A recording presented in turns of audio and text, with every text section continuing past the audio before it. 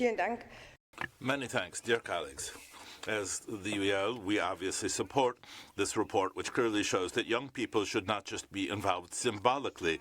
They need to have real involvement, real responsibility, and a real chance. But participation fails when daily life is determined by poverty, where schools are underfunded, where there are no meeting places in which young people can learn how to organize themselves and to make their voices heard.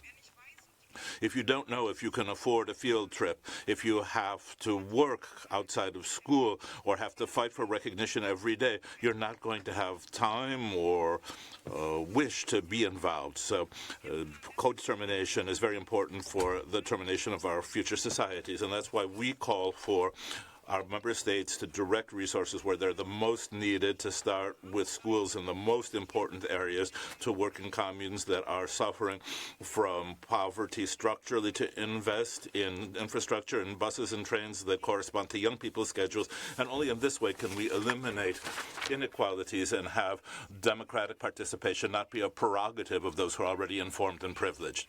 Training, education, political involvement, and equal opportunity should be a three-pronged approach. And I would remind us of the speech we heard yesterday from the Chief Rabbi, Mr. Meyer Stambler from Ukraine. We heard yesterday thinking about human rights, crimes against humanity and the Holocaust. And I share his view.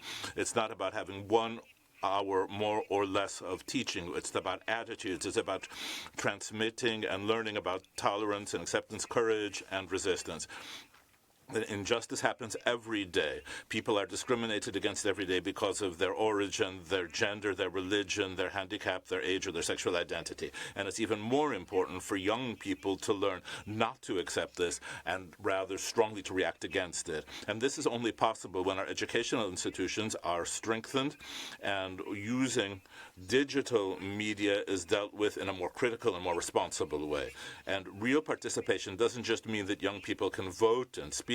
It means that they are equipped with knowledge and tools and spaces, and their ideas about the future of society are taken up and included in our political process.